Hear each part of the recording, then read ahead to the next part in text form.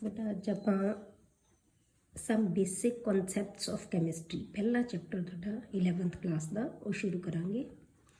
ठीक है, सब तो पहला अपन पता होना चाहिए कि कैमिस्ट्री की चीज़ होती है। कैमिस्ट्री बेटे साइंस की वो ब्रांच है जिहदे विच आपां मैटर नूं स्टडी करते हैं, उहदियां फिजिकल ते कैमिकल प्रॉपर्टीज़ नूं पढ़ते हैं, उहदी कैमिकल कंपोजिशन पढ़ते हैं। कंपोजिशन का मतलब कि वो किस तो बनया होया है, ਉਹਦੀਆਂ ਫਿਜ਼ੀਕਲ ਤੇ ਕੈਮੀਕਲ ਚੇਂਜਸ ਕੀ ਆਉਂਦੀਆਂ ਉਹਦੇ ਵਿੱਚ। ਜਦੋਂ ਉਹਦੇ ਵਿੱਚ ਚੇਂਜਸ ਆਉਂਦੀਆਂ ਤਾਂ ਉਹਨਾਂ ਦੇ ਵਿੱਚ એનર્ਜੀ ਚੇਂਜਸ ਕੀ ਆਉਂਦੀਆਂ। ਇਹਨਾਂ ਸਾਰੀਆਂ ਚੀਜ਼ਾਂ ਦੀ ਸਟੱਡੀ ਨੂੰ ਆਪਾਂ ਕੀ ਕਹਿ ਦਿੰਦੇ ਆ, ਕੈਮਿਸਟਰੀ। ਕਲੀਅਰ। ਹੁਣ ਸਾਨੂੰ ਪਤਾ ਹੈ ਕਿ ਸਾਰੇ ਦੇ ਸਾਰੇ ਆਬਜੈਕਟ ਹੈ ਜਿਹੜੇ ਯੂਨੀਵਰਸ ਦੇ ਵਿੱਚ, all the object in the universe are composed of matter. ਸਾਰੇ ਮੈਟਰ ਤੋਂ ਬਣੇ ਹੋਏ। ਇਹਦਾ मतलब ਕੀ ਹੈ, ਆਪਾਂ ਕੀ ਕਹਿ ਸਕਦੇ ਹਾਂ, chemistry is science of substances, their properties, their structure and their transformations. Transformation ਦਾ मतलब ਬਦਲਾ, ਇੱਕ ਦੂਜੇ 'ਚ ਬਦਲਣਾ, ਉਹਨਾਂ ਨੂੰ ਆਪਾਂ ਕੀ ਕਹਿ ਦਿੰਦੇ ਹਾਂ, ਕੈਮਿਸਟਰੀ। ਜਿਹੜੀ ਕੈਮਿਸਟਰੀ ਹੈ ਬੇਟੀ ਉਹ ਤਕਰੀਬਨ ਸਾਡੀ ਲਾਈਫ ਦੇ ਹਰੇਕ ਆਸਪੈਕਟ ਲਈ ਜ਼ਰੂਰੀ ਹੈ, ਹਰੇਕ ਆਸਪੈਕਟ ਨੂੰ ਟੱਚ ਕਰਦੀ ਹੈ। ਆਪਾਂ ਉੱਠਦੇ ਹਾਂ, ਬਰਸ਼ ਕਰਦੇ ਹਾਂ, ਨਹਾਉਂਦੇ ਹਾਂ, ਸੋਪਸ ਯੂਜ਼ ਕਰਦੇ ਹਾਂ, ਕੱਪੜੇ ਪਾਉਂਦੇ ਹਾਂ, ਖਾਂਦੇ ਹਾਂ, ਪੀਂਦੇ ਹਾਂ, ਮਤਲਬ ਕੋਈ ਸਾਨੂੰ ਮੈਡੀਸਨਸ ਚਾਹੀਦੀ, ਆਪਾਂ ਬਿਮਾਰ ਹੁੰਦੇ ਹਾਂ, ਮੈਡੀਸਨਸ ਲੈਂਦੇ ਹਾਂ। ਇਹ ਸਾਰੀਆਂ ਚੀਜ਼ਾਂ ਕਾਹਦੇ ਨਾਲ ਰਿਲੇਟਡ ਹੈ, ਕੈਮਿਸਟਰੀ ਨਾਲ। ਠੀਕ ਹੈ, ਪਰ ਜੇ ਹੁਣ ਆਪਾਂ ਇਹਨਾਂ ਦੀਆਂ ਪ੍ਰੋਪਰਟੀਜ਼ ਨੂੰ, ਮੈਟਰ ਦੀਆਂ ਪ੍ਰੋਪਰਟੀਜ਼ ਨੂੰ, ਉਹਦੇ ਸਟਰਕਚਰ ਨੂੰ ਆਪਾਂ ਚੰਗੀ ਤਰ੍ਹਾਂ ਸਮਝਣਾ ਹੈ, ਡਿਸਕ੍ਰਾਈਬ ਕਰਨਾ ਉਹਨਾਂ ਨੂੰ, ਤਾਂ ਸਾਨੂੰ ਉਹਦੇ ਬੇਸਿਕ ਕਨਸਟੀਟਿਊਐਂਟ ਦਾ ਪਤਾ ਹੋਣਾ ਚਾਹੀਦਾ ਹੈ। ਮੈਟਰ ਕਿਹਦੇ ਤੋਂ ਮਿਲ ਕੇ ਬਣਿਆ, ਕਨਸਟੀਟਿਊਐਂਟ ਦਾ ਮਤਲਬ ਕਿਹਦੇ ਤੋਂ ਮਿਲ ਕੇ ਬਣਿਆ ਹੋਇਆ ਹੈ। ਤਾਂ ਉਹਦੇ ਬੇਸਿਕ ਕਨਸਟੀਟਿਊਐਂਟ ਕੀ ਹੈ, ਇਹ ਤੁਸੀਂ ਪਹਿਲਾਂ ਵੀ ਛੋਟੀ ਕਲਾਸਿਸ 'ਚ ਵੀ ਪੜ੍ਹਿਆ ਹੋਇਆ, ਐਟਮਸ ਐਂਡ ਮੋਲੀਕਿਊਲਸ। ਕੋਈ ਵੀ ਮੈਟਰ ਹੈ ਜਿਹੜਾ ਕਿਤੋਂ ਮਿਲ ਕੇ ਬਣਦਾ ਹੈ, ਐਟਮਸ ਐਂਡ ਮੋਲੀਕਿਊਲਸ ਤੋਂ। ਠੀਕ ਹੈ, ਇਸੇ ਕਰਕੇ ਬੇਟੇ ਆਪਾਂ ਕੈਮਿਸਟਰੀ ਨੂੰ ਫਿਰ ਹੋਰ ਤਰ੍ਹਾਂ ਨਾਲ ਵੀ ਡਿਫਾਈਨ ਕਰ ਸਕਦੇ ਹਾਂ। ਤਾਂ ਆਪਾਂ ਕੈਮਿਸਟਰੀ ਨੂੰ ਕੋਈ ਕਹਾਂਗੇ, chemistry is also called the science of atoms and molecules, ਕਿਉਂਕਿ ਹਰੇਕ ਮੈਟਰ ਕਿਹਦੇ ਤੋਂ ਬਣਿਆ ਹੋਇਆ, ਐਟਮਸ ਤੇ ਮੋਲੀਕਿਊਲਸ ਤੋਂ। ਕਲੀਅਰ। ਹੁਣ ਆਪਾਂ ਕਰਨੇ nature of matter, matter the nature ਕਿਹੋ ਜਿਹੀ। ਹੁਣ ਆਪਾਂ ਮੈਟਰ ਪਹਿਲਾਂ ਸਭ ਨੂੰ ਪਤਾ ਹੋਣਾ ਚਾਹੀਦਾ ਕਿ ਮੈਟਰ ਕਹਿੰਦੇ ਕਿਹਨੂੰ ਆ ਬੇਟਾ। ਮੈਟਰ ਕੀ ਚੀਜ਼ ਹੁੰਦੀ ਹੈ, ਪਹਿਲਾਂ ਵੀ ਪੜ੍ਹਿਆ ਹੋਇਆ, anything which has mass and occupy space. ਜਿਹਦਾ ਮਾਸ ਹੁੰਦਾ ਤੇ ਉਹ ਸਪੇਸ ਆਕੂਪਾਈ ਕਰਦਾ, ਉਹਨੂੰ ਆਪਾਂ ਮੈਟਰ ਕਹਿੰਦੇ ਆ। ਸਾਡੇ ਦੁਆਲੇ ਜਿੰਨੀਆਂ ਵੀ ਚੀਜ਼ਾਂ, ਜੋ ਮਰਜ਼ੀ ਤੁਸੀਂ ਆਪਣੇ ਆਲੇ ਦੁਆਲੇ ਲੈ ਲਓ, ਉਹ ਸਾਰੀਆਂ ਕਿਹਦੇ ਤੋਂ ਮਿਲ ਕੇ ਬਣੀਆਂ ਹੋਈਆਂ ਬੇਟੇ, ਮੈਟਰ ਤੋਂ। ਸਭ ਮੈਟਰ ਤੋਂ ਬਣੀਆਂ ਹੋਈਆਂ। ਕਿਉਂ? ਕਿਉਂਕਿ ਉਹਨਾਂ ਸਾਰੀਆਂ ਦਾ ਮਾਸ ਵੀ ਹੁੰਦਾ ਤਾਂ ਉਹ ਸਪੇਸ ਵੀ ਆਕੂਪਾਈ ਕਰਦੀ ਹੈ। ਇਸ ਕਰਕੇ ਸਾਰਾ ਕੀ ਹੈ, ਉਹ ਮੈਟਰ ਹੈ। ਹੁਣ ਇਹਦੀ ਨੇਚਰ ਨੂੰ ਸਮਝਣ ਵਾਸਤੇ ਅਸੀਂ ਮੈਟਰ ਨੂੰ ਹੈ ਜਿਹੜੀ ਕਲਾਸੀਫਿਕੇਸ਼ਨ ਕਰਦੇ ਹਾਂ, ਮੈਟਰ ਨੂੰ, ਮੈਟਰ ਦੀ ਕਲਾਸੀਫਿਕੇਸ਼ਨ ਕਰਾਂਗੇ ਆਪਾਂ। ਕਿਵੇਂ ਕਲਾਸੀਫਾਈ ਕਰਦੇ, ਮੈਟਰ ਨੂੰ ਆਪਾਂ ਦੋ ਤਰ੍ਹਾਂ ਨਾਲ ਕਲਾਸੀਫਾਈ ਕਰਦੇ ਹਾਂ, physical classification and chemical classification. Physical classification ਦੇ ਵਿੱਚ ਆਪਾਂ ਕੀ ਕਹਾਂਗੇ, ਸਭ ਤੋਂ ਪਹਿਲਾਂ ਫਿਜ਼ੀਕਲ ਕਲਾਸੀਫਿਕੇਸ਼ਨ ਕਰਦੇ ਹਾਂ, ਫਿਜ਼ੀਕਲ ਕਲਾਸੀਫਿਕੇਸ਼ਨ ਆਫ ਮੈਟਰ।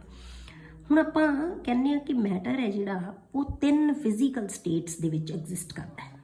ਕਿਹੜੀਆਂ ਕਿਹੜੀਆਂ ਸਟੇਟਸ ਹੁੰਦੀਆਂ, solid, liquid and gas. 3 states ਹੋ ਸਕਦੀਆਂ, ਤਿੰਨਾਂ 'ਚੋਂ ਜਿਹੜੀ ਮਰਜ਼ੀ ਸਟੇਟ ਦੇ ਵਿੱਚ ਜਿਹੜਾ ਹੈਗਾ ਮੈਟਰ ਐਗਜ਼ਿਸਟ ਕਰ ਸਕਦਾ ਹੈ।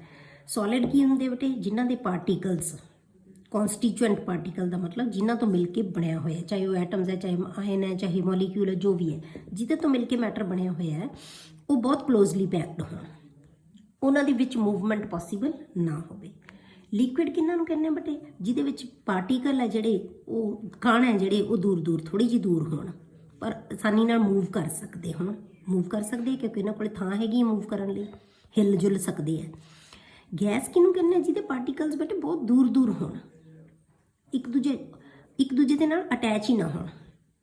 ਠੀਕ ਹੈ, ਤਾਂ ਹੁਣ ਆਪਾਂ ਜੇ ਇਸ ਅਰੇਂਜਮੈਂਟ ਨੂੰ, ਜਿਹੜੇ ਆਪਾਂ ਪਾਰਟੀਕਲ ਦਾ ਅਰੇਂਜਮੈਂਟ ਦਿਖਾਇਆ ਹੈ, ਤਾਂ ਇਹਦੇ ਅਕੋਰਡਿੰਗ ਆਪਾਂ ਮੈਟਰ ਦੇ ਕਰੈਕਟਰਿਸਟਿਕਸ ਦੱਸ ਸਕਦੇ ਹਾਂ, ਸੋਲਿਡ, ਲਿਕੁਇਡ ਤੇ ਗੈਸਿਸ ਦੀ। ਸੋਲਿਡ ਕਿਹਨਾਂ ਨੂੰ ਕਹਾਂਗੇ ਬੇਟੇ ਆਪਾਂ, ਸੋਲਿਡ ਉਹ ਹੁੰਦੇ ਆ ਜਿਨ੍ਹਾਂ ਦਾ ਵੋਲਿਊਮ ਤੇ ਸ਼ੇਪ ਦੋਨੋਂ ਕੀ ਹੁੰਦੇ, ਡੈਫੀਨੇਟ। ਸ਼ੇਪ ਵੀ ਡੈਫੀਨੇਟ ਹੋਏਗੀ ਤੇ ਵੋਲਿਊਮ ਵੀ। ਹੁਣ ਦੂਸਰਾ ਚੀਜ਼ ਆ ਗਿਆ ਬੇਟੇ ਲਿਕੁਇਡ। ਲਿਕੁਇਡ ਆਪਾਂ ਜੇ ਆਪਾਂ ਕਹੀਏ ਵੀ ਡੈਫੀਨੇਟ ਸ਼ੇਪ ਤੇ ਵੋਲਿਊਮ ਕਿਉਂ ਹੁੰਦਾ, ਕਿਉਂਕਿ ਆਪਾਂ ਕੀ ਕਿਹਾ ਕਿ ਇਹਨਾਂ ਦੇ ਵਿੱਚ ਸਪੇਸ ਨਹੀਂ ਹੁੰਦੀ, ਹਿੱਲ ਜੁਲ ਨਹੀਂ ਸਕਦੇ, ਇਸ ਕਰਕੇ ਸ਼ੇਪ ਵੀ ਨਹੀਂ ਬਦਲੇਗੀ, ਵੋਲਿਊਮ ਵੀ ਨਹੀਂ ਬਦਲੇਗਾ, ਦੋਨੋਂ ਚੀਜ਼ਾਂ ਕੀ ਰਹਿਣਗੀਆਂ, ਡੈਫੀਨੇਟ। ਪਰ ਲਿਕੁਇਡ ਆਪਾਂ ਕਿਹਨਾਂ ਨੂੰ ਕਹਿੰਦੇ ਬੇਟੇ, ਵਿਚ has definite volume but do not have definite shape. ਜਿਨ੍ਹਾਂ ਦਾ ਵੋਲਿਊਮ ਤਾਂ ਡੈਫੀਨੇਟ ਹੋਏਗਾ ਪਰ ਉਹਦੀ ਜਿਹੜੀ ਸ਼ੇਪ ਹੈ ਉਹ ਡੈਫੀਨੇਟ ਨਹੀਂ ਹੋਏਗੀ। ਸ਼ੇਪ ਉਹ ਕਿਹੜੀ ਆ ਜਾਏਗੀ, ਜਿਹੋ ਜਿਹੇ ਸ਼ੇਪ ਦੀ ਆਪਾਂ ਕੰਟੇਨਰ 'ਚ ਲਿਕੁਇਡ ਨੂੰ ਪਾਵਾਂਗੇ ਉਹੀ ਸ਼ੇਪ ਲਿਕੁਇਡ ਦੀ ਬਣ ਜਾਏਗੀ। ਸਪੋਜ਼ ਕਰੋ ਆਪਾਂ ਇੱਕ ਗਲਾਸ ਆਫ ਵਾਟਰ ਲੈ ਲਿਆ, ਉਹਦੀ ਸ਼ੇਪ ਕਿਹਦੇ ਵਰਗੀ ਹੈ, ਗਲਾਸ ਵਰਗੀ ਹੈ। ਹੁਣ ਆਪਾਂ ਉਸੇ ਗਲਾਸ ਆਫ ਵਾਟਰ ਨੂੰ ਇੱਕ ਜੱਗ 'ਚ ਵਟਾਤਾ, ਹੁਣ ਉਹਦੀ ਸ਼ੇਪ ਕਿਹਦੇ ਵਰਗੀ ਬਣ ਗਈ, ਜੱਗ ਵਰਗੀ। ਪਰ ਪਾਣੀ ਦਾ ਵੋਲਿਊਮ 'ਚ ਕੋਈ ਫਰਕ ਪਿਆ, ਨੋ।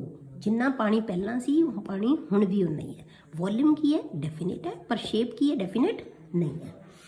ਗੈਸਿਸ ਕਿਹਨਾਂ ਨੂੰ ਕਹਿੰਦੇ ਬੇਟੇ ਆਪਾਂ, gases have neither definite volume nor definite shape, ਨਾ ਡੈਫੀਨੇਟ ਵੋਲਿਊਮ ਨਾ ਡੈਫੀਨੇਟ ਸ਼ੇਪ। ਗੈਸਿਸ ਦੇ ਵਿੱਚ ਕੀ ਹੈ, ਪਾਰਟੀਕਲਸ ਬਹੁਤ ਦੂਰ ਦੂਰ ਹੁੰਦੇ ਆ, ਬਹੁਤ ਆਸਾਨੀ ਨਾਲ ਮੂਵ ਕਰ ਸਕਦੇ ਆ ਇੱਕ ਥਾਂ ਤੋਂ ਦੂਜੀ ਥਾਂ 'ਤੇ। ਤਾਂ ਇਹਦਾ ਮਤਲਬ ਕੀ ਹੈ, ਜਿੰਨੇ ਵੱਡੇ ਮਰਜ਼ੀ ਕੰਟੇਨਰ 'ਚ ਆਪਾਂ ਪਾਵਾਂਗੇ ਉਹ ਸਾਰੇ ਦੇ ਸਾਰੇ ਵੋਲਿਊਮ ਨੂੰ ਉਹਨੇ ਆਕੂਪਾਈ ਕਰ ਲੈਣਾ, ਸਾਰੇ 'ਚ ਫੈਲ ਜਾਣੀ ਗੈਸ। ਜਿਵੇਂ ਆਪਾਂ ਪਾਣੀ ਤਾਂ ਗਲਾਸ ਨੂੰ ਜੱਗ 'ਚ ਪਾਇਆ ਸੀ ਉਨੇ ਦਾ ਉਨਾ ਰਿਹਾ ਸੀ, ਪਰ ਆਪਾਂ ਇੱਕ ਗਲਾਸ 'ਚ ਗੈਸ ਲੈ ਲਈ, ਹੁਣ ਆਪਾਂ ਇੱਕ ਜੱਗ 'ਚ ਪਾਤੀ। ਪਹਿਲਾਂ ਗਲਾਸ ਦਾ ਪੂਰਾ ਪੋਟ ਭਰਤਾ ਸੀ ਉਹਨੇ ਗਲਾਸ ਨੂੰ, ਫਿਰ ਕੀ ਕੀਤਾ, ਪੂਰੇ ਜੱਗ ਨੂੰ ਫਿਲ ਕਰ ਲਿਆ ਉਹਨੇ। ਠੀਕ ਹੈ, ਜਿੰਨਾ ਜਿਹੜਾ ਕੰਟੇਨਰ ਦਾ ਵੋਲਿਊਮ ਹੋਏਗਾ ਉਹੀ ਵੋਲਿਊਮ ਕਿਹਦਾ ਬਣ ਜਾਏਗਾ, ਗੈਸ ਦਾ ਬਣ ਜਾਏਗਾ। ਹੁਣ ਬੇਟੇ ਤਿੰਨੇ ਜਿਹੜੀਆਂ ਸਟੇਟਸ ਆਫ ਮੈਟਰ ਹੈ ਇਹ ਇੰਟਰ ਕਨਵਰਟੀਬਲ ਹੁੰਦੀਆਂ, ਮਤਲਬ ਕਿ ਇੱਕ ਦੂਜੇ ਦੇ ਵਿੱਚ ਬਦਲ ਸਕਦੀਆਂ। ਇੰਟਰ ਕਨਵਰਟੀ ਦਾ ਮਤਲਬ ਇੱਕ ਦੂਜੇ 'ਚ ਬਦਲ ਸਕਦੀਆਂ ਜੇ ਆਪਾਂ ਟੈਂਪਰੇਚਰ ਤੇ ਪ੍ਰੈਸ਼ਰ ਦੀਆਂ ਕੰਡੀਸ਼ਨਸ ਨੂੰ ਚੇਂਜ ਕਰ ਦਈਏ, ਜਾਂ ਉਹਦਾ ਟੈਂਪਰੇਚਰ ਬਦਲ ਦਈਏ ਜਾਂ ਉਹਦਾ ਪ੍ਰੈਸ਼ਰ ਬਦਲ ਦਈਏ, ਤਾਂ ਇੱਕ ਦੂਜੇ 'ਚ ਕਨਵਰਟ ਹੋ ਸਕਦੇ ਆ। ਜਿਵੇਂ ਸਾਡੇ ਕੋਲੇ ਸੋਲਿਡ ਹੈ, ਸੋਲਿਡ ਨੂੰ ਆਪਾਂ ਲਿਕੁਇਡ ਦੇ ਵਿੱਚ ਕਨਵਰਟ ਕਰਦੇ ਹਾਂ ਤਾਂ ਕੀ ਹੋਏਗਾ, ਉਹਨੂੰ ਆਪਾਂ ਸਪੋਜ਼ ਕਰੋ ਤੁਸੀਂ ਲੈ ਕੇ ਚੱਲੋ ਪਾਣੀ ਦੀ ਐਗਜ਼ਾਮਪਲ ਲਓ, ਸੋਲਿਡ ਫਾਰਮ ਦੇ ਵਿੱਚ ਆਪਾਂ ਉਹਨੂੰ ਕੀ ਕਹਿੰਦੇ ਆ, ਆਈਸ ਹੈ। ਆਈਸ ਨੂੰ ਜਦੋਂ ਆਪਾਂ ਕੀ ਕਰਾਂਗੇ, ਲਿਕੁਇਡ 'ਚ ਕਨਵਰਟ ਕਰਾਂਗੇ ਤਾਂ ਉਹਨੂੰ ਆਪਾਂ ਕੀ ਕਹਿੰਦੇ ਆ, ਮੈਲਟਿੰਗ। ਸੋਲਿਡ ਜਦੋਂ ਲਿਕੁਇਡ 'ਚ ਚੇਂਜ ਹੁੰਦਾ ਹੈ ਤਾਂ ਉਹਨੂੰ ਕੀ ਕਿਹਾ ਜਾਂਦਾ ਹੈ, ਮੈਲਟਿੰਗ। ਪਰ ਜੇ ਆਪਾਂ ਲਿਕੁਇਡ ਨੂੰ ਗੈਸ 'ਚ ਕਨਵਰਟ ਕਰ ਦਈਏ ਤਾਂ ਉਹਨੂੰ ਆਪਾਂ ਕੀ ਕਹਿੰਦੇ ਆ, ਬੋਇਲਿੰਗ। ਪਾਣੀ ਨੂੰ ਹੁਣ ਆਪਾਂ ਗਰਮ ਕਰਤਾ, ਵੈਪਰਸ ਬਣਾਤੇ ਉਹਦੇ, ਤਾਂ ਉਹਨੂੰ ਕੀ ਕਵਾਂਗੇ, ਬੋਇਲਿੰਗ।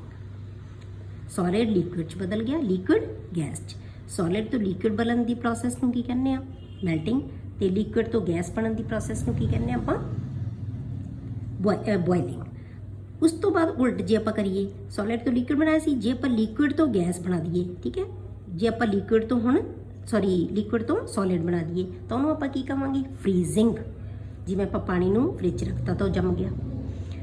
ਲਿਕੁਇਡ ਤੋਂ ਆਪਾਂ ਗੈਸ ਬਣਾਇਆ ਸੀ, ਬੋਇਲਿੰਗ। ਜੇ ਆਪਾਂ ਗੈਸ ਤੋਂ ਲਿਕੁਇਡ ਬਣਾ ਦਈਏ, ਠੀਕ ਹੈ, ਆਪਾਂ ਖਾਣਾ ਬਣਾਉਂਦੇ ਆ, ਉੱਪਰ ਢੱਕਣ ਰੱਖਤਾ, ਪਾਣੀ ਦੇ ਵੈਪਰਸ ਆ ਜਾਣਗੇ, ਪਾਣੀ ਹੈ ਜਿਹੜਾ ਉਹ ਲਿਕੁਇਡ ਫਾਰਮ 'ਚ ਕਨਵਰਟ ਹੋ ਜਾਏਗਾ, ਉਹਨੂੰ ਕਹਿੰਦੇ ਅਸੀਂ ਕੰਡੈਂਸੇਸ਼ਨ। ਠੀਕ ਹੈ, ਤਾਂ ਕੰਡੈਂਸੇਸ਼ਨ ਕੀ ਹੈ, ਜੇ ਆਪਾਂ ਗੈਸ ਨੂੰ ਲਿਕੁਇਡ 'ਚ ਕਨਵਰਟ ਕਰਦੇ ਹਾਂ। ਠੀਕ ਹੈ, ਗੈਸ ਨੂੰ ਲਿਕੁਇਡ 'ਚ ਕਨਵਰਟ ਕਰਾਂਗੇ ਤਾਂ ਉਹ ਕੀ ਹੋਏਗੀ, ਕੰਡੈਂਸੇਸ਼ਨ। ਜੇ ਆਪਾਂ ਲਿਕੁਇਡ ਨੂੰ ਗੈਸ 'ਚ ਕਨਵਰਟ ਕਰਾਂਗੇ ਉਹ ਕੀ ਹੈ, ਬੋਇਲਿੰਗ। ਜੇ ਆਪਾਂ ਸੋਲਿਡ ਨੂੰ, ਕਈ ਚੀਜ਼ਾਂ ਇਹੋ ਜਿਹੀਆਂ ਹੁੰਦੀਆਂ ਜਿਹੜੀਆਂ, ਜਿਵੇਂ ਘਰ ਦੇਖਿਆ ਹੋਏਗਾ, ਜਿਵੇਂ ਕੈਂਫਰ ਹੁੰਦਾ, ਜੇ ਆਪਾਂ ਸੋਲਿਡ ਨੂੰ ਗੈਸ 'ਚ ਕਨਵਰਟ ਕਰੀਏ ਸਿੱਧਾ ਤਾਂ ਉਸ ਪ੍ਰੋਸੈਸ ਨੂੰ ਆਪਾਂ ਕੀ ਕਹਿੰਦੇ ਹਾਂ ਬੇਟੇ, ਸਬਲੀਮੇਸ਼ਨ। ਕੋਈ ਲਿਕੁਇਡ ਸਟੇਟ ਨਹੀਂ ਆਉਂਦੀ ਉਹਦੇ 'ਚ। ਜਿਵੇਂ ਫਨਾਈਲ ਦੀਆਂ ਗੋਲੀਆਂ ਰੱਖਦੇ ਆ ਨਾ ਕੱਪੜਿਆਂ 'ਚ, ਤਾਂ ਉਹ ਸਿੱਧੀਆਂ ਗੈਸ 'ਚ ਕਨਵਰਟ ਹੁੰਦੀਆਂ। ਜੇ ਆਪਾਂ ਗੈਸ ਨੂੰ ਸੋਲਿਡ 'ਚ ਕਨਵਰਟ ਕਰੀਏ ਤਾਂ ਉਹਨੂੰ ਕੀ ਕਹਿੰਦੇ ਆ, ਸੋਲਿਡੀਫਿਕੇਸ਼ਨ। ਇਹ ਪ੍ਰੋਸੈਸ ਦੇ ਨਾਮ ਹੈ। ਠੀਕ ਹੈ, ਇਹ ਸਾਰੀਆਂ ਪ੍ਰੋਸੈਸਿਸ ਹੈ ਜਿਹੜੀਆਂ ਉਹ ਇੱਕ ਦੂਜੇ ਦੇ ਵਿੱਚ ਕੀ ਹੈ, ਇੰਟਰ ਕਨਵਰਟੀਬਲ ਹੈ, ਆਪਾਂ ਕਨਵਰਟ ਕਰ ਸਕਦੇ ਹਾਂ ਉਹਨਾਂ ਨੂੰ। ਹੁਣ ਬੇਟੇ ਚੇਂਜ ਕਿਵੇਂ ਹੁੰਦੀ ਹੈ, ਸੋਲਿਡ ਤੋਂ ਲਿਕੁਇਡ 'ਚ ਬਣਾਇਆ ਤਾਂ ਉਹਨੇ એનર્ਜੀ ਗੇਨ ਕੀਤੀ, ਉਹਨੂੰ એનર્ਜੀ ਲੈਣੀ ਪਈ। ਆਪਾਂ ਬਰਫ਼ ਨੂੰ ਫ੍ਰਿਜ 'ਚੋਂ ਬਾਹਰ ਕੱਢ ਕੇ ਰੱਖਤਾ ਤਾਂ ਹੀਟ ਗੇਨ ਕੀਤੀ ਉਹਨੇ। ਪਰ ਜੇ ਆਪਾਂ ਲਿਕੁਇਡ ਨੂੰ ਸੋਲਿਡ ਬਣਾਉਣਾ ਤਾਂ ਟੈਂਪਰੇਚਰ ਆਪਾਂ ਕੀ ਕਰਾਂਗੇ, ਘਟਾਵਾਂਗੇ। ਇੱਧਰ ਟੈਂਪਰੇਚਰ ਵਧੇਗਾ, ਇੱਧਰ ਟੈਂਪਰੇਚਰ ਘਟੇਗਾ। ਜੇ ਆਪਾਂ ਲਿਕੁਇਡ ਨੂੰ ਗੈਸ 'ਚ ਬਣਾਉਣਾ ਹੈ ਤਾਂ એનર્ਜੀ ਵਧੇਗੀ, ਮਤਲਬ ਕਿ ਅਸੀਂ ਟੈਂਪਰੇਚਰ ਵਧਾਵਾਂਗੇ। ਜੇ ਆਪਾਂ ਗੈਸ ਨੂੰ ਲਿਕੁਇਡ 'ਚ ਬਣਾਉਣਾ ਤਾਂ ਟੈਂਪਰੇਚਰ ਘਟੇਗਾ। ਠੀਕ ਹੈ, ਤਾਂ ਕੰਡੀਸ਼ਨ ਚੇਂਜ ਕਰਨ ਨਾਲ ਇਹ ਜਿਹੜੀਆਂ ਸਟੇਟਸ ਹੈ ਤਿੰਨੋਂ ਇੱਕ ਦੂਜੇ ਦੇ ਵਿੱਚ ਕਨਵਰਟ ਹੋ ਜਾਂਦੀਆਂ ਹਨ। ਇਸ ਕਰਕੇ ਆਪਾਂ ਇਹਨਾਂ ਨੂੰ ਕਹਿੰਦੇ ਹਾਂ ਕਿ these states are interconvertible. ਦੂਸਰੀ ਕਲਾਸੀਫਿਕੇਸ਼ਨ ਹੈ ਬੇਟੇ ਮੈਟਰ ਦੀ ਜਿਹੜੀ, ਉਹ ਹੈ ਕੈਮੀਕਲ ਕਲਾਸੀਫਿਕੇਸ਼ਨ। ਕੈਮੀਕਲ ਕਲਾਸੀਫਿਕੇਸ਼ਨ ਦੇ ਵਿੱਚ ਕੀ ਆਉਂਦਾ ਹੈ, ਜਿਹੜਾ ਮੈਟਰ ਨੂੰ ਆਪਾਂ ਇਹ ਵੀ ਦੋ ਤਰ੍ਹਾਂ ਨਾਲ ਕਲਾਸੀਫਾਈ ਕਰਾਂਗੇ। ਪਹਿਲਾ ਆ ਗਿਆ ਤੁਹਾਡੇ ਕੋਲੇ ਮਿਕਸਚਰਸ, ਦੂਜਾ ਆ ਗਿਆ pure substances. Mixtures and pure substances. Pure ਸਮਝਦੇ ਹੋ, ਪਿਓਰ ਦਾ ਮਤਲਬ ਜਿਹਦੇ 'ਚ ਕੋਈ ਚੇਂਜ ਨਾ ਹੋਵੇ। ਮਿਕਸਚਰ ਹੈ ਜਿਹੜੇ ਬੇਟੇ, ਉਹ ਕਿਹਨਾਂ ਨੂੰ ਕਹਿੰਦੇ ਆਪਾਂ, ਆਪਾਂ ਸਾਰੀਆਂ ਚੀਜ਼ਾਂ ਨੂੰ ਅਲੱਗ-ਅਲੱਗ ਡਿਫਾਈਨ ਕਰਾਂਗੇ ਬਾਅਦ ਵਿੱਚ। ਪਹਿਲਾਂ ਇੱਕ ਵਾਰੀ ਆਪਾਂ ਇਹਨਾਂ ਦੀ ਪੂਰਾ ਜਿਹੜਾ ਹੈਗਾ ਫਲੋ ਚਾਰਟ ਦੇਖ ਲਈਏ ਇਹਦੀ ਕਲਾਸੀਫਿਕੇਸ਼ਨ ਦਾ। ਹੁਣ ਮਿਕਸਚਰ ਹੈ ਜਿਹੜੇ ਫਰਦਰ ਦੋ ਤਰ੍ਹਾਂ ਦੇ ਹੁੰਦੇ ਆ, ਹੋਮੋਜੀਨੀਅਸ ਐਂਡ ਹੈਟਰੋਜੀਨੀਅਸ। ਹੋਮੋਜੀਨੀਅਸ ਇੱਕੋ ਜਿਹੇ, ਹੈਟਰੋਜੀਨੀਅਸ ਅਲੱਗ-ਅਲੱਗ। ਪਿਓਰ ਸਬਸਟੈਂਸਸ ਵੀ ਦੋ ਤਰ੍ਹਾਂ ਦੀਆਂ ਹੁੰਦੀਆਂ, ਐਲੀਮੈਂਟਸ ਐਂਡ ਕੰਪਾਊਂਡਸ। ਇਹ ਤੁਸੀਂ ਦੋਨੋਂ ਪੜ੍ਹੇ ਹੋਏ। ਐਲੀਮੈਂਟਸ ਕੀ ਹੁੰਦਾ ਹੈ? ਕਿਸੇ ਵੀ ਮੈਟਰ ਦਾ ਛੋਟੇ ਤੋਂ ਛੋਟਾ ਪਾਰਟ।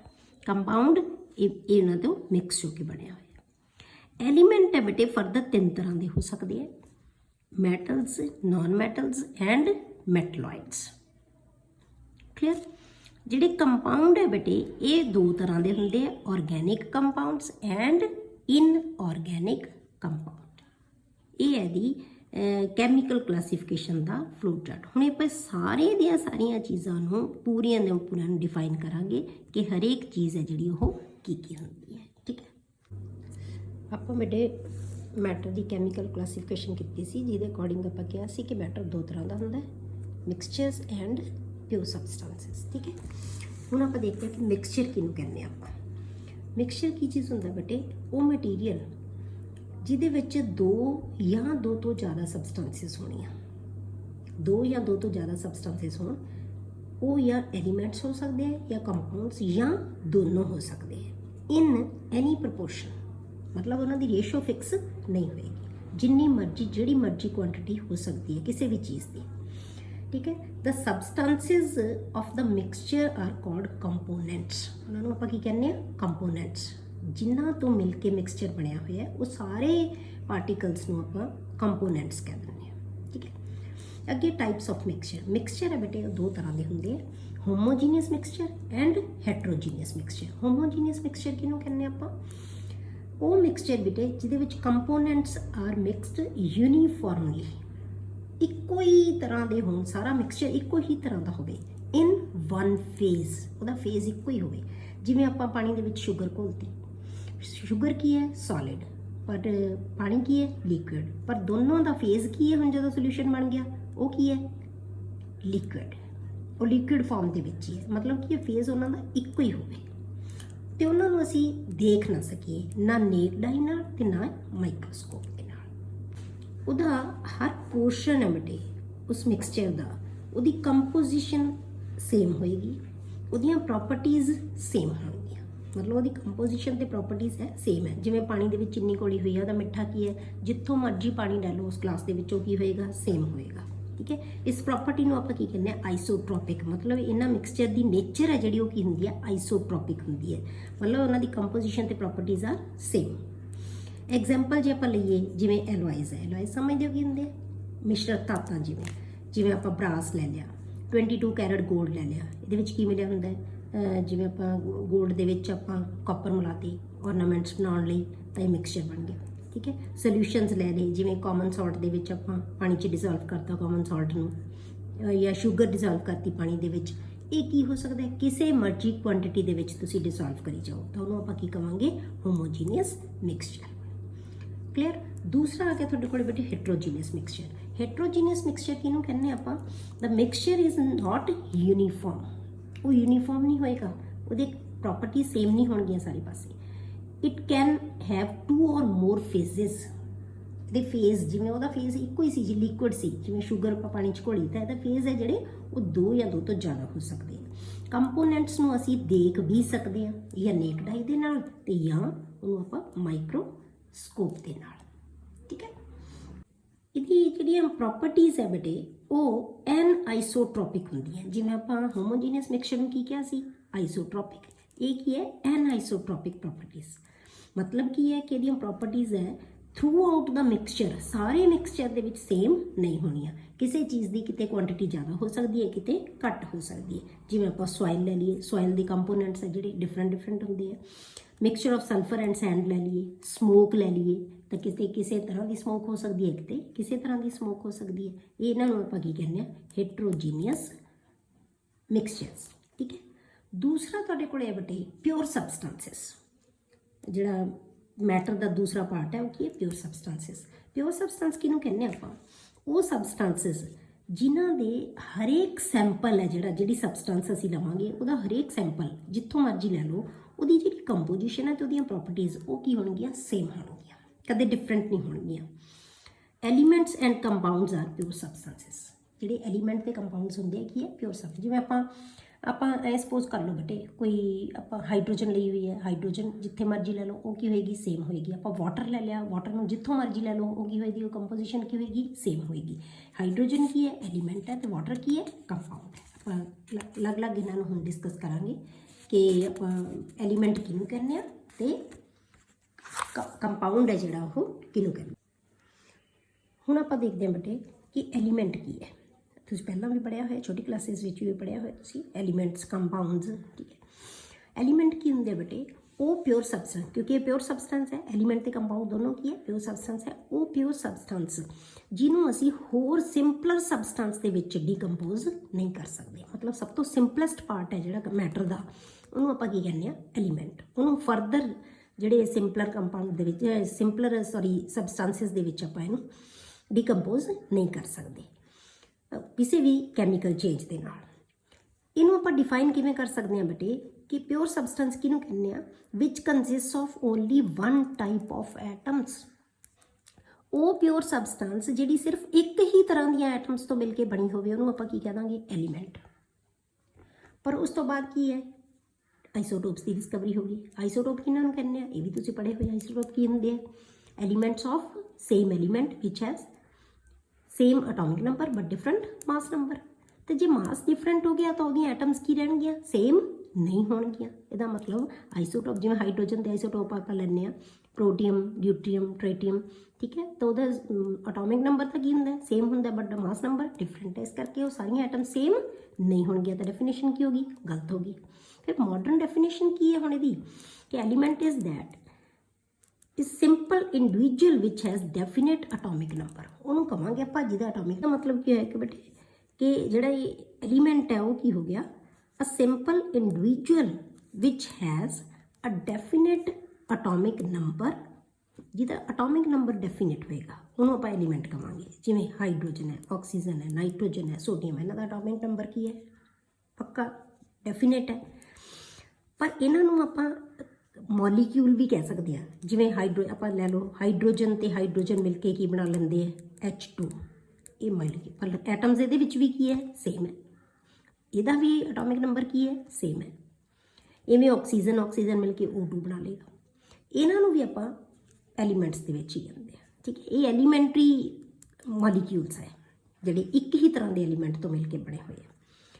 ਹੁਣ ਐਲੀਮੈਂਟਸ ਨੂੰ ਆਪਾਂ ਡਿਵਾਈਡ ਕਰਦੇ ਹਾਂ ਬੇਟੇ, 3 ਤਰ੍ਹਾਂ ਦੇ ਐਲੀਮੈਂਟਸ ਸਾਡੇ ਪੀਰੀਓਡਿਕ ਟੇਬਲ ਦੇ ਵਿੱਚ ਆਉਂਦੇ ਆ। ਸਾਰੇ ਪੀਰੀਓਡਿਕ ਟੇਬਲ ਦੇ ਵਿੱਚ ਮੈਟਲਸ, ਨਾਨ ਮੈਟਲਸ ਐਂਡ ਮੈਟਲਾਈਡ ਜਾਂ ਸੈਮੀ ਮੈਟਲਸ। ਪੀਰੀਓਡਿਕ ਟੇਬਲ ਤੁਸੀਂ ਪੜ੍ਹਿਆ ਹੋਇਆ ਕਿ ਜਿੰਨੇ ਵੀ ਸਾਡੇ ਐਲੀਮੈਂਟ ਡਿਸਕਵਰ ਹੋਏ ਹੋਏ ਆ ਉਹਨਾਂ ਨੂੰ ਆਪਾਂ ਇੱਕ ਅਰੇਂਜ ਕਰਤਾ, ਉਹਨਾਂ ਨੂੰ ਇੱਕ ਸਿਸਟੇਮੈਟਿਕ ਉਹਨਾਂ ਦਾ ਇੱਕ ਅਰੇਂਜਮੈਂਟ ਲੈ ਲਿਆ। ਉਸ ਅਰੇਂਜਮੈਂਟ ਨੂੰ ਆਪਾਂ ਕੀ ਕਹਿ ਦਿੰਦੇ ਹਾਂ, ਪੀਰੀਓਡਿਕ ਟੇਬਲ। ਤਾਂ ਪੀਰੀਓਡਿਕ ਟੇਬਲ ਦੇ ਵਿੱਚ ਤੁਹਾਡੇ ਕੋਲ ਜਿੰਨੀਆਂ ਵੀ ਚੀਜ਼ਾਂ ਦਿੱਤੇ ਹੋਏ ਆ ਜੋ ਉਹ ਕੀ ਹੈ, ਸਾਰੇ ਐਲੀਮੈਂਟਸ ਹੈ। ਤਾਂ ਆਪਾਂ ਪਹਿਲਾਂ ਲੈਂਦੇ ਹਾਂ ਮੈਟਲਸ। ਮੈਟਲਸ ਕਿਹਨਾਂ ਨੂੰ ਕਹਿੰਦੇ ਆਪਾਂ, ਇਹ ਪੜ੍ਹੀਆਂ ਹੋਈਆਂ ਤੁਸੀਂ, metals, non metals, semi metals. Metals ਕੀ ਹੁੰਦੇ ਆ, ਇਹ ਆਮ ਤੌਰ ਤੇ ਸੋਲਿਡ ਹੁੰਦੇ ਆ। ਕੀ ਹੁੰਦੇ ਆ ਬਟ ਮੈਟਲਸ, ਜਿਹੜੇ ਆਮ ਤੌਰ ਤੇ ਸੋਲਿਡ ਹੁੰਦੇ ਆ। ਉਹਨਾਂ ਦੇ ਵਿੱਚ ਹੋਰ ਕੀ ਕਰੈਕਟਰਸ ਹੁੰਦੇ ਆ, ਇਹ ਇਲੈਕਟ੍ਰਿਸਿਟੀ ਦੇ, ਹੀਟ ਦੇ ਕੰਡਕਟਰਸ, ਗੁੱਡ ਕੰਡਕਟਰਸ ਹੁੰਦੇ ਆ। ਹੋਰ ਆਪਾਂ ਕਹਿ ਸਕਦੇ ਹਾਂ ਮੈਲੇਬਲ ਹੁੰਦੇ ਆ, ਡਕਟਾਈਲ ਹੁੰਦੇ ਆ, ਇਹਨਾਂ ਦੀਆਂ ਪ੍ਰੋਪਰਟੀਜ਼। ਉਹਨਾਂ ਨੂੰ ਅਸੀਂ ਮੈਟਲ ਦੀ ਡੈਫੀਨੇਸ਼ਨ ਨਹੀਂ ਹੁੰਦੀ ਕੋਈ ਪ੍ਰੋਪਰ, ਇਹ ਇਹਨਾਂ ਨੂੰ ਆਪਾਂ ਪ੍ਰੋਪਰਟੀਜ਼ ਦੇ ਬੇਸ ਤੇ ਹੀ ਡਿਸਕ੍ਰਾਈਬ ਕਰਦੇ ਆ ਇਹਨਾਂ ਤਿੰਨਾਂ ਚੀਜ਼ਾਂ ਨੂੰ। ਜਿਵੇਂ ਸਾਡੇ ਕੋਲ ਲੱਗ ਗਿਆ ਸੋਡੀਅਮ, ਪੋਟਾਸ਼ੀਅਮ, ਐਲੂਮੀਨੀਅਮ, ਕਾਪਰ, ਹੋਰ ਬਹੁਤ ਸਾਰੀਆਂ ਮੈਟਲ, ਜਿੰਨੀਆਂ ਮਰਜ਼ੀ ਤੁਸੀਂ ਲਿਖੀ ਜਾਓ, ਕਿਉਂਕਿ 80% ਤੋਂ ਅਬਵ ਜਿਹੜੀਆਂ ਪੀਰੀਓਡਿਕ ਟੇਬਲ ਦੇ ਵਿੱਚ ਉਹ ਕੀ ਹੈ, ਮੈਟਲਸ। ਪਰ ਇੱਕ ਇਹਦੇ ਵਿੱਚ ਐਕਸੈਪਸ਼ਨ ਆਉਂਦੀ ਹੈ, ਉਹ ਕੀ ਹੁੰਦੀ ਹੈ, ਲਿਕੁਇਡ ਫਾਰਮ ਦੇ ਵਿੱਚ। ਉਹ ਤੁਸੀਂ ਮੈਨੂੰ ਦੱਸਣਾ ਕਿ ਕਿਹੜੀ ਮੈਟਲ ਹੁੰਦੀ ਹੈ, ਕਲੀਅਰ। ਦੂਸਰਾ ਆ ਗਿਆ ਨਾਨ ਮੈਟਲਸ। ਤਾਂ ਨਾਨ ਮੈਟਲਸ ਕਿਹਨਾਂ ਨੂੰ ਕਹਿੰਦੇ ਆ ਬੇਟੇ, ਜਿਨ੍ਹਾਂ ਦੇ ਕਰੈਕਟਰਸ ਇਹਨਾਂ ਨਾਲੋਂ ਬਿਲਕੁਲ ਉਲਟ ਹੋਣ। ਇਹ ਤਾਂ ਆਮ ਤੌਰ ਤੇ ਸੋਲਿਡ ਹੁੰਦੇ ਆ, ਰਿਜਿਡ ਹੁੰਦੇ ਆ। ਇਹ ਤਿੰਨੋਂ ਸਟੇਟਸ ਦੇ ਵਿੱਚ ਐਗਜ਼ਿਸਟ ਕਰ ਸਕਦੇ ਆ। ਇਹ ਸੋਲਿਡ ਵੀ ਹੋ ਸਕਦੇ ਆ, ਇਹ ਲਿਕੁਇਡ ਵੀ ਹੋ ਸਕਦੇ ਆ, ਇਹ ਗੈਸੀਅਸ ਸਟੇਟ ਦੇ ਵਿੱਚ ਵੀ ਹੋ ਸਕਦੇ ਆ। ਸਾਰੇ ਕਰੈਕਟਰਸ ਜੋ ਅਸੀਂ ਇਹਨਾਂ ਦੇ ਵਿੱਚ ਲਏ ਆ, ਤੁਸੀਂ ਧਾਤਾਂ ਤੇ ਅਧਾਤਾਂ ਦੇ ਡਿਫਰੈਂਸਿਸ ਕੀਤੇ ਹੋਏ ਆ, ਉਹ ਸੇਮ ਉਹੀ ਚੀਜ਼ ਹੈ। ਇਹਨਾਂ ਨੂੰ ਧਾਤਾਂ ਕਹਿੰਦੇ ਆ, ਇਹਨਾਂ ਨੂੰ ਅਧਾਤਾਂ ਕਹਿੰਦੇ ਆ, ਠੀਕ ਹੈ। ਇਹਦੀ ਜੇ ਆਪਾਂ ਐਗਜ਼ਾਮਪਲ ਲਈਏ, ਉਹ ਕੀ ਹੈ, ਜਿਵੇਂ ਕਾਰਬਨ ਹੈ, ਬਹੁਤ ਕਾਮਨ ਕੰਪਾਊਂਡ ਬਣਾਉਂਦਾ ਹੈ ਇਹ। ਫਾਸਫੋਰਸ ਹੈ, ਸਲਫਰ ਹੈ, ਇਹ ਸਾਰੇ ਕੀ ਹੈ, ਨਾਨ ਮੈਟਲਸ। ਉਸ ਤੋਂ ਬਾਅਦ ਆ ਗਿਆ ਬਟ ਥਰਡ ਜਿਹੜਾ ਤੁਹਾਡੇ ਕੋਲ ਆ ਗਿਆ, ਸੈਮੀ ਮੈਟਲਸ। ਸੈਮੀ ਮੈਟਲਸ ਅਸੀਂ ਕਿਹਨਾਂ ਨੂੰ ਕਹਿੰਦੇ ਆ, ਜਿਨ੍ਹਾਂ ਦੇ ਕਰੈਕਟਰਸ, ਇਹਨਾਂ ਦੋਨਾਂ ਦੇ ਕਰੈਕਟਰਸ ਮਿਕਸ ਹੋਣ। ਇਹਦੇ ਕਰੈਕਟਰ ਵੀ ਹੋਣ ਜਿਹਦੇ 'ਚ ਇਹਦੇ ਵੀ ਕਰੈਕਟਰ ਹੋਣ, ਕਲੀਅਰ। ਜਿਹਦੇ ਵਿੱਚ ਦੋਨੋਂ ਤਰ੍ਹਾਂ ਦੇ ਕਰੈਕਟਰਸ ਹੋਣ ਤਾਂ ਉਹਨਾਂ ਨੂੰ ਆਪਾਂ ਕੀ ਕਹਿੰਦੇ ਆ, ਸੈਮੀ ਮੈਟਲਸ ਔਰ ਮੈਟਲੋਇਡਸ। ਇਹ ਬਹੁਤ ਘੱਟ ਹੁੰਦੇ ਆ, ਜਿਵੇਂ ਸਿਲੀਕॉन ਹੈ, ਜਰਮੇਨੀਅਮ ਹੈ, ਆਰਸੈਨਿਕ ਹੈ, ਐਂਟੀਮਨੀ ਹੈ, ਇਹ ਸਾਰੇ ਕੀ ਹੈ, ਸੈਮੀ ਮੈਟਲਸ ਜਾਂ ਮੈਟਲੋਇਡਸ, ਜਿਹਦੇ ਵਿੱਚ ਮੈਟਲ ਦੇ ਕਰੈਕਟਰ ਵੀ ਹੋਣਗੇ ਤੇ ਨਾਨ ਮੈਟਲ ਦੇ ਕਰੈਕਟਰਸ ਵੀ ਹੋਣਗੇ। ਅਗਲਾ ਜਿਹੜਾ ਪਿਓਰ ਜਿਹੜਾ ਕੰਪੋਨੈਂਟ ਹੈ ਉਹਨੂੰ ਆਪਾਂ ਕਹਿੰਦੇ ਆ ਕੰਪਾਊਂਡਸ। ਹੁਣ ਕੰਪਾਊਂਡ ਕਿਹਨੂੰ ਕਹਿੰਦੇ ਆ ਬੇਟੇ, ਉਹ ਪਿਓਰ ਸਬਸਟੈਂਸ ਜਿਹਦੇ ਵਿੱਚ ਦੋ ਜਾਂ ਦੋ ਤੋਂ ਜ਼ਿਆਦਾ ਡਿਫਰੈਂਟ ਐਲੀਮੈਂਟਸ ਹੋਣ, ਦੋ ਜਾਂ ਦੋ ਤੋਂ ਜ਼ਿਆਦਾ ਡਿਫਰੈਂਟ ਐਲੀਮੈਂਟਸ ਹੋਣ, ਪਰ ਉਹਨਾਂ ਦੀ ਜਿਹੜੀ ਪ੍ਰਪੋਰਸ਼ਨ ਬਾਏ ਮਾਸ ਹੈ ਉਹ ਕੀ ਹੋਵੇ, ਫਿਕਸ ਹੋਵੇ। Pure substances that are composed of two or more different elements in fixed proportion by mass, ਉਹਨਾਂ ਨੂੰ ਆਪਾਂ ਕੀ ਕਹਾਂਗੇ, ਕੰਪਾਊਂਡਸ। ਇਹਨਾਂ ਦੀਆਂ ਜਿਹੜੀਆਂ ਪ੍ਰੋਪਰਟੀਜ਼ ਹੋਣਗੀਆਂ ਬੇਟੇ, ਉਹ ਐਲੀਮੈਂਟਸ ਦੀਆਂ ਪ੍ਰੋਪਰਟੀਜ਼ ਜਿਨ੍ਹਾਂ ਤੋਂ ਮਿਲੇ, ਜਿਹੜੇ ਐਲੀਮੈਂਟਸ ਤੋਂ ਮਿਲ ਕੇ ਬਣੇ ਹੋਏ ਆ, ਉਹਨਾਂ ਦੀਆਂ ਐਲੀਮੈਂਟਸ ਦੀਆਂ ਪ੍ਰੋਪਰਟੀ ਨਾਲੋਂ ਬਿਲਕੁਲ ਡਿਫਰੈਂਟ ਪ੍ਰੋਪਰਟੀਜ਼ ਇਹਨਾਂ ਦੀਆਂ ਹੋਣਗੀਆਂ ਜਿਹਦੇ ਤੋਂ ਬਣ ਕੇ ਬਣੇ ਹੋਏ ਆ। ਜਿਵੇਂ ਆਪਾਂ ਪਾਣੀ ਲੈ ਲਿਆ, ਪਾਣੀ ਕਿਹਦੇ ਤੋਂ ਮਿਲ ਕੇ ਬਣਦਾ ਹੈ, ਹਾਈਡਰੋਜਨ ਤੇ ਆਕਸੀਜਨ ਤੋਂ। ਇਹਦੀ ਰੇਸ਼ੋ ਹੈ ਜਿਹੜੀ ਉਹ ਕੀ ਹੈ, 1:8 ਬਾਈ ਮਾਸ ਹੈ। ਪਰ ਇਹਦੀ ਜਿਹੜੀਆਂ ਪ੍ਰੋਪਰਟੀਜ਼ ਜੇ ਆਪਾਂ ਲਈਏ ਤਾਂ ਪਾਣੀ ਹੈ ਜਿਹੜਾ ਉਹ ਕੀ ਹੈ, ਲਿਕੁਇਡ ਫਾਰਮ ਦੇ ਵਿੱਚ ਹੈ, ਪਰ ਬਣਿਆ ਕਿਹਦੇ ਤੋਂ, ਆਕਸੀਜਨ ਤੇ ਹਾਈਡਰੋਜਨ ਤੋਂ। ਦੋਨੋਂ ਕੀ ਹੈ, ਗੈਸਿਸ ਹੈ, ਤਾਂ ਇਹਦੀ ਪ੍ਰੋਪਰਟੀਜ਼ ਟੋਟਲੀ ਡਿਫਰੈਂਟ ਹੋ ਗਈਆਂ ਜਿਹੜੇ ਐਲੀਮੈਂਟਸ ਤੋਂ ਮਿਲ ਕੇ ਬਣਿਆ ਹੋਇਆ ਹੈ। ਠੀਕ ਹੈ, ਤਾਂ ਪ੍ਰੋਪਰਟੀਜ਼ ਆਪਾਂ ਡਿਸਕਸ ਕਰ ਲਈਆਂ ਕਿ ਇਹ ਹਾਈਡਰੋਜਨ ਤੇ ਆਕਸੀਜਨ ਨਾਲੋਂ ਡਿਫਰੈਂਟ ਹੋਣਗੀਆਂ। ਹਾਈਡਰੋਜਨ ਤੇ ਆਕਸੀਜਨ ਗੈਸਿਸ ਹੈ ਤੇ ਵਾਟਰ ਕੀ ਹੈ, ਲਿਕੁਇਡ ਹੈ। ਆਪਾਂ ਇਹਦੀ ਰੇਸ਼ੋ ਜਿਹੜੀ 1/8 ਮਾਸ ਹੋ ਗਈ, ਆਪਾਂ ਕੀ ਕਹਿੰਦੇ ਹਾਂ, ਵਾਟਰ ਨੂੰ ਕੀ ਲਿਖਦੇ ਹਾਂ ਆਪਾਂ ਬੇਟੇ, H2O। ਤਾਂ ਆਪਾਂ ਵਾਟਰ ਨੂੰ ਕੀ ਲਿਖਦੇ ਹਾਂ, H2O। ਜੇ ਆਪਾਂ ਇਹਨਾਂ ਦਾ ਮਾਸ ਦੇਖੀਏ, ਹਾਈਡਰੋਜਨ ਦਾ ਮਾਸ ਕਿੰਨਾ ਹੁੰਦਾ ਹੈ, 1, ਤਾਂ ਇਹ 2 ਹਾਈਡਰੋਜਨ ਦਾ ਕਿੰਨਾ ਹੋ ਗਿਆ, 2 ਹੋ ਗਿਆ। ਰੇਸ਼ੋ ਕੀ ਲਵਾਂਗੇ, ਆਕਸੀਜਨ ਦਾ ਕਿੰਨਾ ਹੁੰਦਾ ਹੈ, 16, 2:16। ਤਾਂ ਸਿੰਪਲ ਰੇਸ਼ੋ ਕੀ ਬਣ ਗਈ, 1:8। ਤਾਂ ਇਹ ਇਹਦੀ ਰੇਸ਼ੋ ਆ ਗਈ ਬਾਈ ਮਾਸ। ਪਰ ਪ੍ਰੋਪਰਟੀਜ਼ ਆਪਾਂ ਕੀ ਕਹਿੰਦੇ ਕਿ ਆਪਦੇ ਐਲੀਮੈਂਟਸ ਨਾਲੋਂ ਟੋਟਲੀ ਇਹਦੀਆਂ ਪ੍ਰੋਪਰਟੀਜ਼ ਡਿਫਰੈਂਟ ਹੋਣਗੀਆਂ। ਕਲੀਅਰ। ਹੁਣ ਆਪਾਂ ਲੈਣਾ ਕਿ ਜਿਹੜੇ ਕੰਪਾਊਂਡਸ ਹੈ ਇਹਨਾਂ ਨੂੰ ਆਪਾਂ ਦੋ ਤਰ੍ਹਾਂ ਨਾਲ ਕਲਾਸੀਫਾਈ ਕਰਦੇ। ਦੋ ਤਰ੍ਹਾਂ ਦੇ ਕੰਪਾਊਂਡਸ ਹੈ ਜਿਹੜੇ ਹੁੰਦੇ ਆ, organic and inorganic compound. Organic compounds ਕਿਹਨਾਂ ਨੂੰ ਕਹਿੰਦੇ ਆ ਬੇਟੇ ਆਪਾਂ, ਉਹ ਕੰਪਾਊਂਡਸ ਜਿਹੜੇ ਲਿਵਿੰਗ ਸੋਰਸਿਸ ਤੋਂ obtain ਹੁੰਦੇ ਆ, ਜਿਨ੍ਹਾਂ ਦਾ ਸੋਰਸ ਹੈ ਉਹ ਲਿਵਿੰਗ ਹੋਵੇ, ਉਹਨਾਂ ਨੂੰ ਅਸੀਂ ਆਰਗੈਨਿਕ ਕੰਪਾਊਂਡਸ ਕਹਿੰਦੇ ਆ। ਜਿਵੇਂ ਆਪਾਂ ਐਗਜ਼ਾਮਪਲ ਲੈਂਦੇ ਹਾਂ, ਸਾਰੇ ਹਾਈਡਰੋਕਾਰਬਨਸ ਪੜ੍ਹੇ ਹੋਏ ਆ ਤੁਸੀਂ 10th ਦੇ ਵਿੱਚ, ਹਾਈਡਰੋਕਾਰਬਨਸ ਐਂਡ देयर ਡੈਰੀਵੇਟਿਵਸ। ਇਹ ਆਪਾਂ ਬਹੁਤ ਡਿਟੇਲ 'ਚ ਪੜ੍ਹਾਂਗੇ ਬੇਟੇ, ਆਪਾਂ ਤੁਹਾਡਾ ਪੂਰਾ ਲੈਸਨ ਆਏਗਾ ਅੱਗੋਂ ਜਾ ਕੇ। ਹੁਣ ਤੁਸੀਂ ਬਸ ਯਾਦ ਹੀ ਕਰਨਾ ਕਿ ਹਾਈਡਰੋਕਾਰਬਨਸ ਐਂਡ ਡੈਰੀਵੇਟਿਵਸ। ਉਸ ਤੋਂ ਬਾਅਦ ਆ ਗਏ ਇਨਆਰਗੈਨਿਕ ਕੰਪਾਊਂਡ। ਇਨਆਰਗੈਨਿਕ ਕੰਪਾਊਂਡ ਕਿਹਨਾਂ ਨੂੰ ਕਹਿੰਦੇ ਆ, ਉਹ ਕੰਪਾਊਂਡ ਜਿਹੜੇ ਨਾਨ ਲਿਵਿੰਗ ਸੋਰਸਿਸ ਤੋਂ ਹੁੰਦੇ ਆ, ਉਹਨਾਂ ਨੂੰ ਅਸੀਂ ਇਨਆਰਗੈਨਿਕ ਕੰਪਾਊਂਡਸ ਕਹਿ ਦਿੰਦੇ ਹਾਂ।